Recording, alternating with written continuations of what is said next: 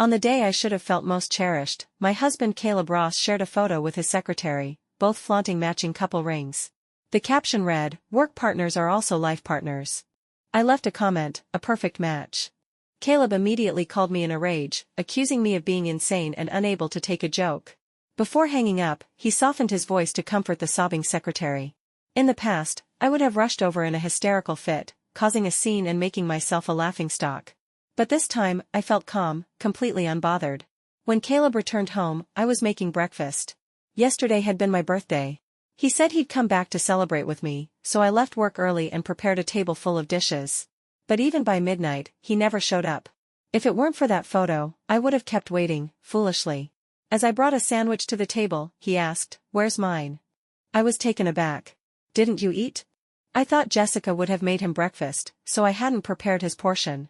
He glanced at my plate and sneered. "This trash isn't worth eating anyway." In the past, hearing that would have made me upset, eager to argue. But now, I simply nodded. "Yeah. You don't like it anyway." He stiffened, then tossed a paper bag at me. "I bought you a lipstick."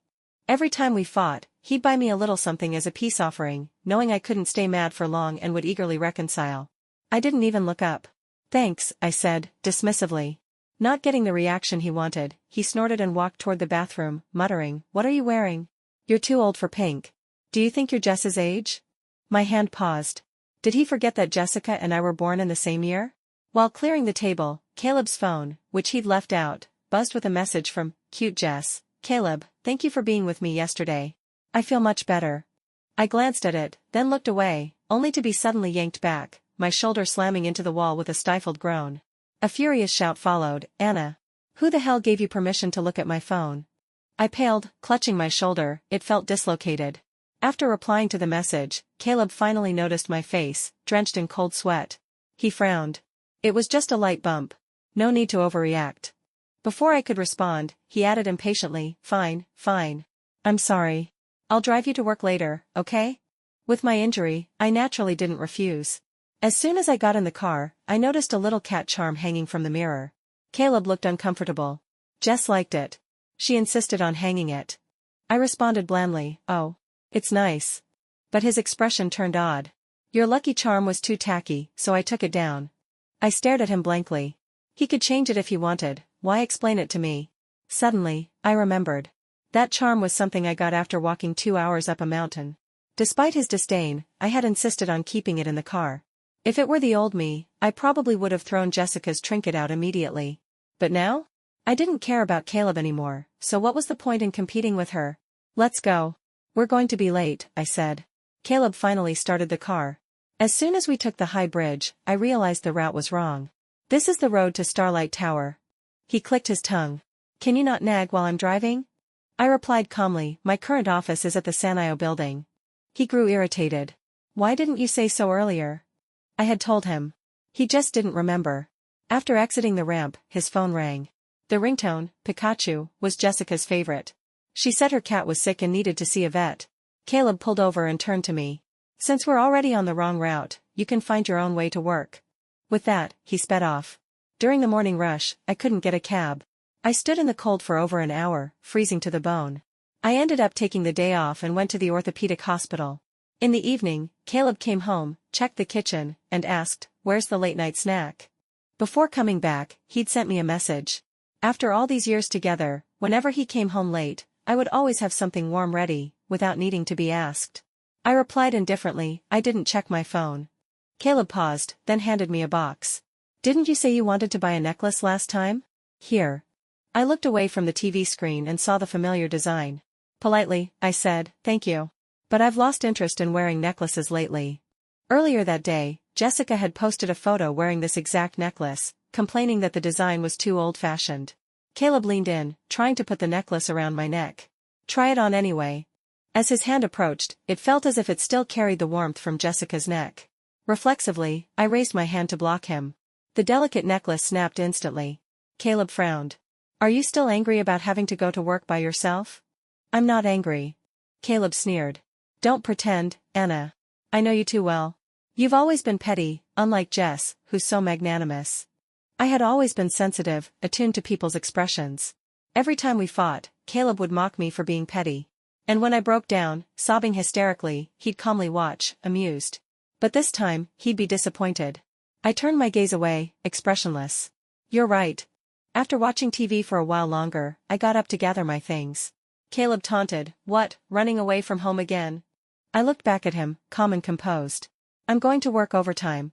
His expression froze awkwardly, as if he had more to say, but I had already opened the door. That night, I played a murder mystery game with my best friend, Kathy. Caleb called, but I didn't pick up. Kathy was stunned. "You're not answering your husband's call." Everyone knew I loved Caleb with all my heart. I used to answer his texts and calls immediately. But tonight, I didn't feel like it. Instead, I dragged Kathy to a bar. When I got home, the sun was just beginning to rise.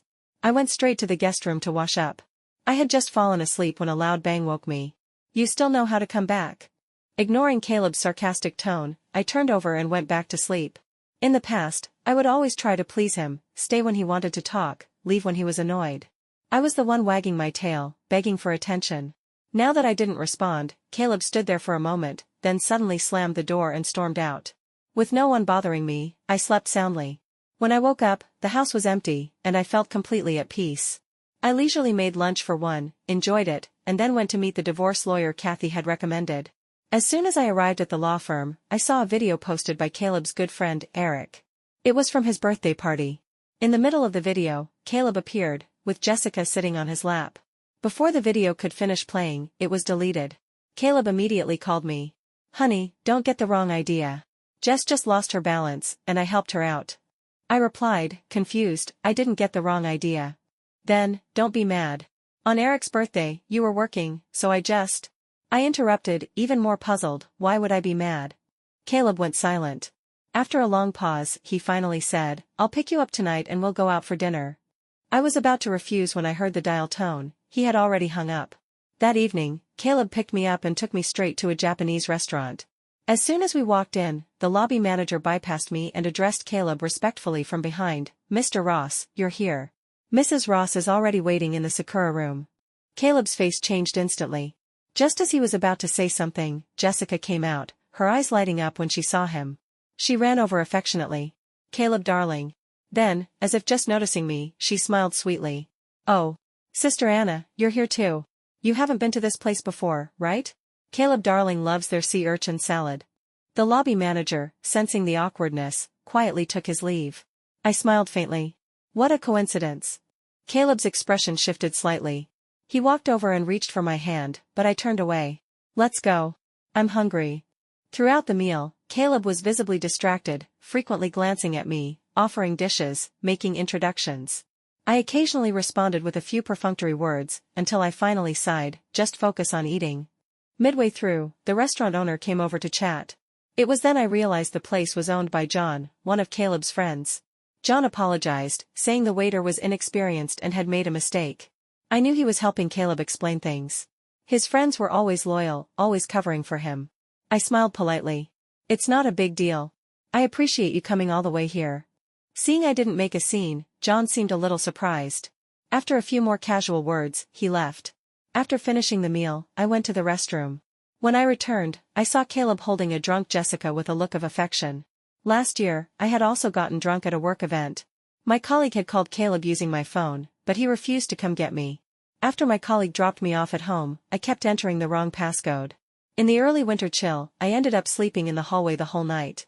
It wasn't until the next morning that I found out Caleb had been home all along. "I didn't want to let you in," he had said. "I wanted you to learn a lesson." What kind of behavior is that, drinking outside as a woman? Remembering that, I turned around, went back into the private room, grabbed my bag, and left. As soon as I got home, Caleb's call came through. "Anna, are you crazy? You left without saying a word. Do you know how long I waited for you?" I answered calmly, "Caleb, let's get a divorce." This was the second time I had brought it up. The first time was on our wedding anniversary last year. He had taken Jessica to the aquarium. We had a huge argument, and he shoved me so hard I miscarried. I thought threatening him with divorce would make him repent, but to my surprise, he readily agreed. So I cried my heart out, begging him to forgive my rashness. But this time, I truly wanted out. Caleb froze. Then he let out a cold laugh. "You're pulling this trick again? Fine, I'll be right back. Let's see what other stunts you've got." Half an hour later, he finally arrived home. I handed him the divorce papers I had already prepared. But Caleb recoiled sharply, letting the papers fall to the floor. Heh, you're really going all out with this act. He gave me a long, unreadable look. This game is getting old. This time, it's real. But he sneered, full of contempt. Anna, I know you too well. If you're going to play hard to get, at least use your brain. Do you even have one? With that, he turned and walked out. For the next few days, he didn't come home, and I was perfectly content with that. Then one day, John called me in a panic, saying Caleb had been in a car accident and that I needed to rush to the hospital. I replied calmly, I'm at work. I can't go. If he really needs someone to care for him, ask Jessica. After all, he doesn't want to see me anyway. He'd probably be happier with Jessica there. But when I got off work, I found Caleb, the man who was supposedly in the hospital, sitting at home, completely unharmed. His expression, however, was sour. When he saw me, he quietly washed some fruit and brought it over to me. Every day after that, he made me breakfast and drove me to and from work, with the same sour expression on his face. Eventually, I couldn't stand it anymore. If you really don't enjoy eating with me, don't force yourself. You're ruining my appetite too. He froze, his face growing even darker. I'm not forcing myself, he said stiffly. Then he lowered his head, scrolling through his social media, probably waiting for me to post something about how well he was treating me, like I used to. But I didn't post anything. In fact, I had already blocked him. The divorce papers sat on the coffee table, but Caleb acted like he couldn't see them. I didn't push him. My lawyer said, patience is key at this stage. That weekend, I went with Kathy to welcome a friend back to town. As soon as I stepped onto the floor of the address she had sent me, a surprised voice called out. Wife? Are you here to see me? Caleb looked overjoyed at the sight of me. He smiled and wrapped an arm around me. Everyone's here. Let's say hello, then head home. Before I could even refuse, he had already taken me into the private room. The door opened, and I heard the voices inside. Eric and John were both calling Jessica little sister-in-law. The last time I heard that title was last year, when Eric asked Caleb to take the little sister-in-law to his winery. On the way back, I joked with him, being called little sister-in-law makes me feel like I'm so much younger. Caleb had snapped at me irritably. How annoying.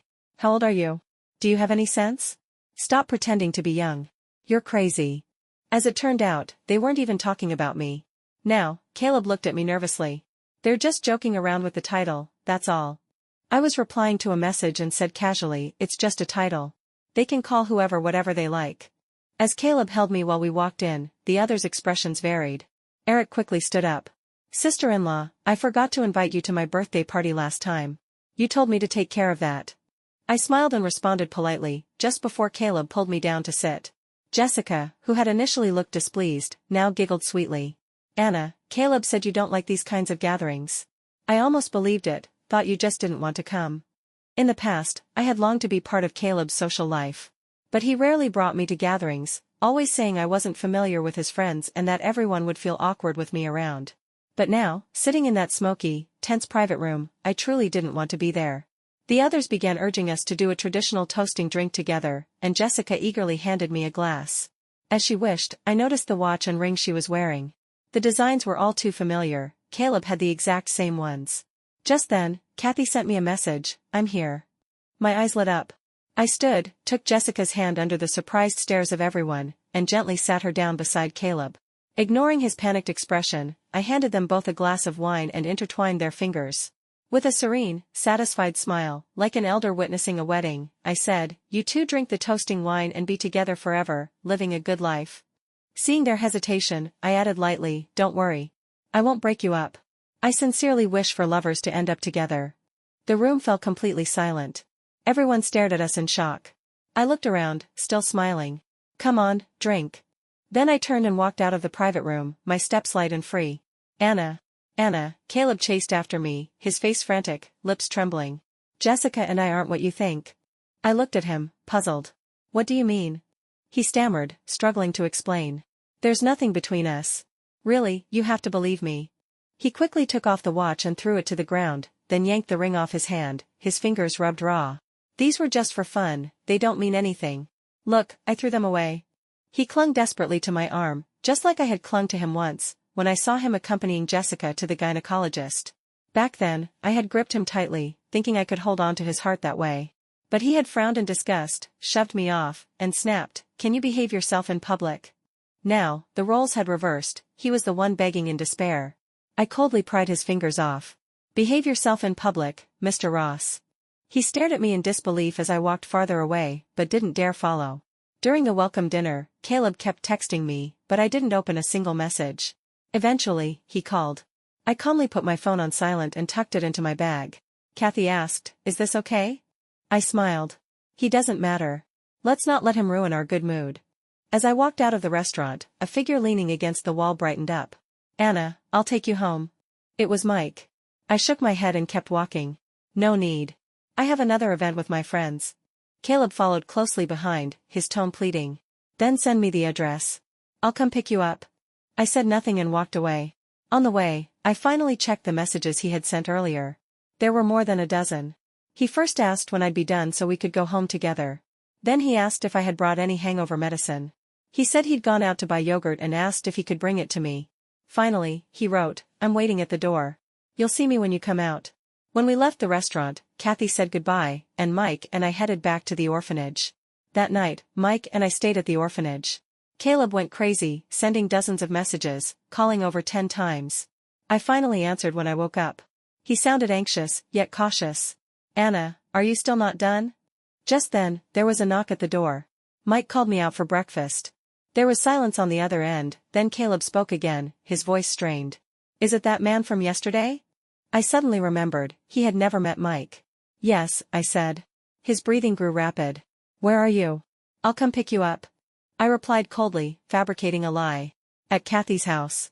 Caleb hesitated, then said with difficulty, "I'm right outside Kathy's house. She just left." I clicked my tongue in annoyance. "Are you out of your mind? Do I need to report my whereabouts to you?" He quickly explained, still trying to sound gentle. I worry about you, Anna. Just tell me where you are, and I'll come get you." "The orphanage." He hesitated. "Where's the orphanage?" My patience snapped. I hung up. Somehow, he still managed to find me. Just as I stepped out of the orphanage, Caleb was already waiting at the entrance, his eyes warily watching Mike. Mike shrugged indifferently and walked toward his car. Caleb eagerly opened the passenger door for me. But I merely glanced at it and walked past, choosing to sit in the back. On the dashboard in front of the passenger seat, I spotted a black lace camisole. Caleb's pupils contracted. He hastily grabbed it and threw it out the car window, stammering, "Jess borrowed my car to change clothes." "We didn't do anything, Anna." I closed my eyes. "Stop talking. Anna, I opened my eyes and said calmly, "I genuinely feel a bit sick." His face turned pale instantly. I added, with satisfaction, "I ate too much. My stomach's upset. Let's go." He stood there for a few seconds, trying to gauge whether I was serious or not, then hesitantly got into the car and started the engine. When we got home, I went to the study to work overtime. When I came out, Caleb had already prepared 2 dishes and a soup. To be fair, his cooking skills had always been better than mine. In the past, what I looked forward to most was him cooking a meal for me on my birthday. But that never happened. Every time I brought it up, he would snap impatiently, "You're an orphan, not some spoiled princess. Why do you need someone to cater to you? So pretentious. If you want to eat, cook for yourself.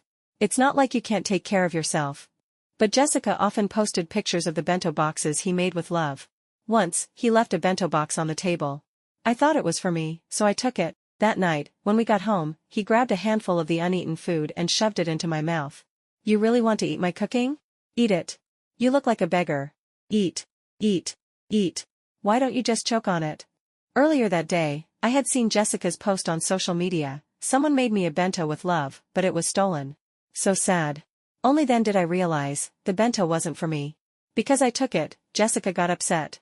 And now Caleb was punishing me for upsetting her. That day, I was left with food smeared all over my face and hair.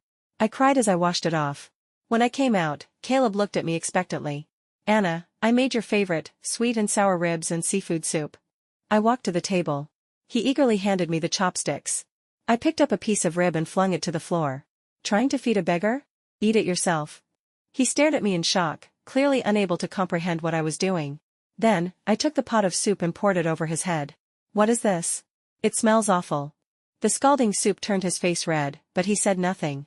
After all that, my food delivery arrived. I took it back to the study and ate, ignoring Caleb as he silently cleaned up the mess. Before long, he came to the door and knocked. "Anna, He was cut off by the sound of the Pikachu ringtone. Jessica was crying on the other end, saying something I couldn't hear clearly. After hanging up, Caleb spoke through the door. Anna, please wait for me at home. Mo? Jessica is being troubled by a client, and it's work-related. I need to go handle it. I'll clean up the floor when I get back. And I'll bring you your favorite cheesecake. I responded without emotion, put on my headphones, and listened to Kathy chatting on the other end of the call. After waiting a long time without receiving any response from me, Caleb finally left, slamming the door behind him.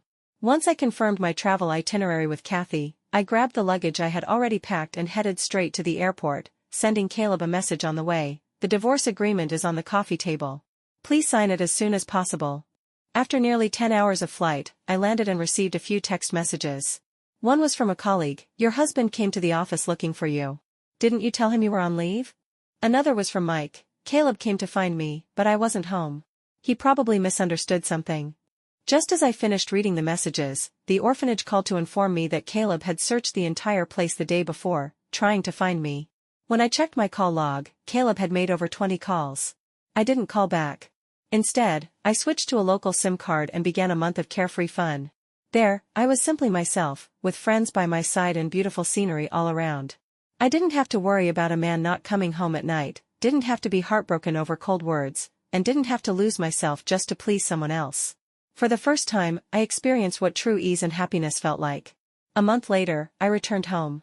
The divorce agreement was still lying untouched on the coffee table. I calmly unpacked my luggage, deleted Caleb's fingerprint from the door lock, and changed the password. Even before returning, my application for further studies had already been approved. I was scheduled to leave for the UK in 3 months. To celebrate, Kathy and Mike booked a dinner for me at a restaurant. But just as I arrived at the parking lot, I ran into Caleb and Jessica. They were also there for dinner. When I got home later that night, I checked Caleb's social media activity over the past month. After failing to find me, his feed had suddenly become quite lively. One day, he posted a photo of the tie I had given him, captioned, "A tie can bind a man's heart."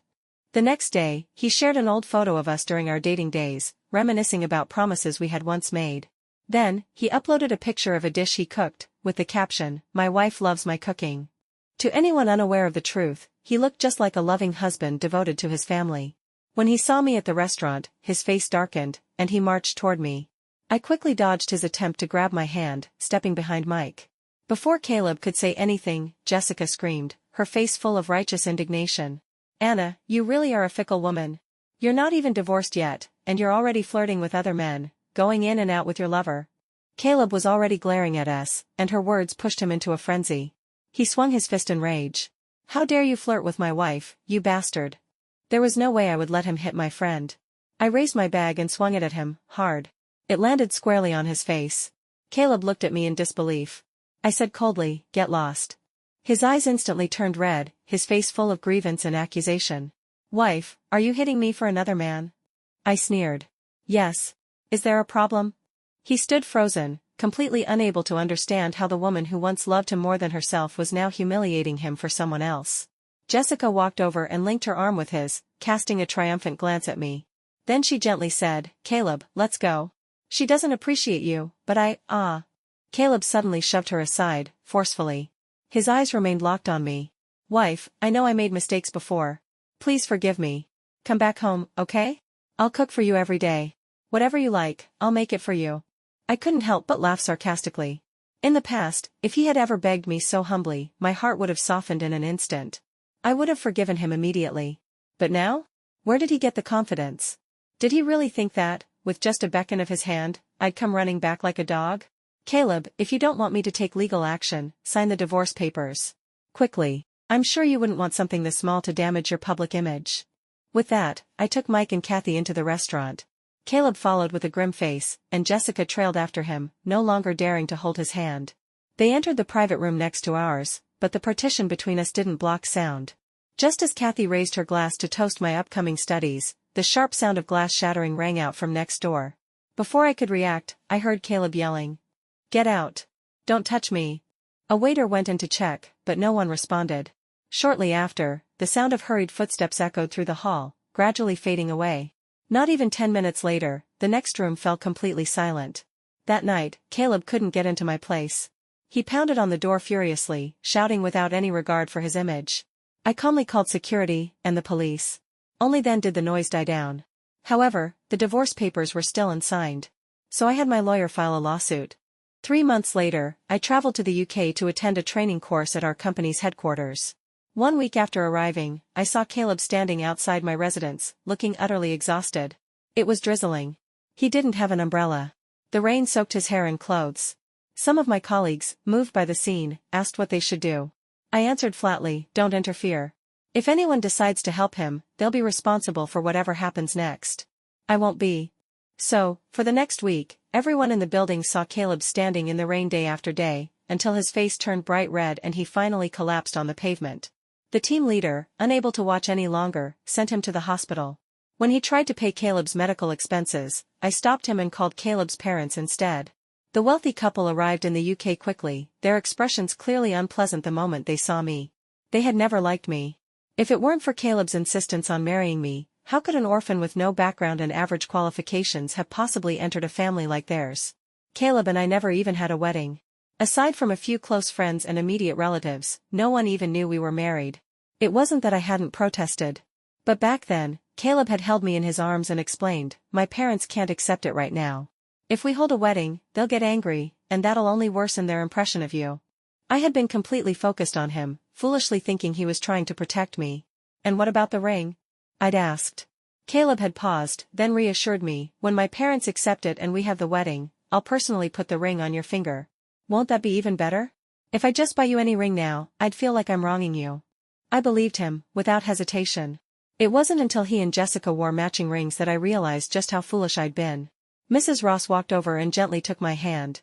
"Anna, I know you've been wrong these past few years. But now that Caleb has changed for the better, please forgive him." Her eyes still carried that familiar trace of disdain and disapproval. But now she humbled herself, hoping to placate me, just to keep me from hurting their precious son any further. I let out a soft laugh and pretended to agree. Only then did Mr. and Mrs. Ross leave the hospital, satisfied. I entered the hospital room alone. Caleb was already awake, gazing at me with eager eyes. "When you're well enough," I said coldly, "go back home. Don't cause me any more trouble here." I turned to leave, but behind me, I heard a thud as Caleb fell off the bed. "Anna." His eyes were red, his face pale, and his voice trembled with desperation. "Anna, I know I've made mistakes. Can you forgive me? I've already deleted Jessica's contact information. She's not my employee anymore either. Could you?" I cut him off coldly. "It's unnecessary. I already knew." On the third day of my stay in the UK, Kathy sent me a video. Jessica was publicly accusing Caleb of harassment under the guise of his authority. There was a slew of evidence. The Ross family had responded by filing a lawsuit against Jessica, presenting proof and charging her with defamation and extortion. She had already been detained. They were a perfect match, despicable, both of them. I looked at him with utter indifference, a wave of nausea rising in my stomach. "Caleb, Jessica or not, you alone are enough to disgust me." He sat up awkwardly, leaning against the bed, his voice still shaking. "Anna, I know you think I loved Jessica, but I didn't. Really. Fine. If you don't believe me, I'll prove it to you." He suddenly picked up the fruit knife from the bedside table, and stabbed it into his chest. Blood spread quickly across his gown. "Anna, I'm cutting out my heart, to show you." His already pale face turned ghostly white. Beads of sweat, large as pearls, dripped from his chin to the floor. Gasping for breath, he slowly crawled on his knees toward me, clutching at my ankle. "Anna, please, have pity on me again. Didn't you love me? Anna, look. I've proven it." I stared down at him, cold and unmoved. "Caleb, it's such a shame you didn't pursue acting. You've managed to convince even yourself with this performance, haven't you?" The blood continued to flow. I turned away and shouted for the doctors. In the chaos that followed, Mr. and Mrs. Ross rushed back. They had no time to blame me, only panic in their eyes for their son. Caleb survived. Lying weakly in his hospital bed, he muttered to them, "If you dare bully Anna, I'll stab myself again." I found it laughable, and left the hospital. Mrs. Ross called me several times afterward, asking me to visit Caleb. I refused each time. A few days later, Caleb showed up outside my building, still in a hospital gown. When he saw me return, he stumbled after me. "Anna." I walked straight ahead, pretending he didn't exist. He followed me into the elevator, but I left him behind when the doors closed. The next day, he came again. I called Mrs. Ross, and she arrived quickly to take him away. After 6 months of training, I returned to my country and was promoted to department manager. To celebrate, Kathy and Mike prepared a big cake at my place. Just as I finished cutting it, the doorbell rang. It's probably the delivery, I said, heading to open the door, only to find Caleb standing there. He had lost a noticeable amount of weight. Seeing me, he forced a smile. Anna. I heard you got promoted. I'm here to congratulate you. Mike walked out, casually wrapping an arm around my shoulders. Who is it? Caleb's face turned pale, as if all the blood had drained from it. After a long pause, he finally spoke, his voice hoarse. Can I come in to celebrate with you? Mike stepped aside, polite but firm. Of course you can, Mr. Ross. Please, come in. Caleb walked in with unsteady steps. When he took off his shoes, he couldn't find the familiar pair of slippers. Mike handed him a pair of disposables. Sorry, we don't keep extra slippers here. Caleb didn't stay long. He left in a daze. Shortly after, he called me. Anna. I know there's nothing between you and Mike. You're just angry with me, cough, cough. Beep, beep, beep. The call cut off suddenly. I glanced at my phone, puzzled, but didn't think much of it. About half an hour later, another call came in. Hello, this is City 3rd Hospital. Are you a relative of Mr. Caleb Ross? He's been in a car accident and is currently undergoing emergency treatment. Please come as soon as possible. The chaotic noise of the emergency room echoed on the other end of the line. Suddenly, memories from last year came flooding back. That night, Caleb had left me on the floor, in pain, bleeding, because he had promised to take Jessica to the aquarium. While waiting for the ambulance, I had called him in tears, begging him to return. His reply? What can I do if I come back? I'm not a doctor. Why are you always so melodramatic? Stop crying. Stop bothering me. When I tried calling again, I got the message, the number you dialed is unavailable. After my surgery, I saw Jessica's post, a photo of her and Caleb standing beside the jellyfish tank, their faces pressed together in a loving smile. Snapping back to the present, the doctor asked again on the phone. I smiled. Sorry, you've got the wrong number. I don't know the person you're talking about. After a long, 10-month divorce battle, it was finally over.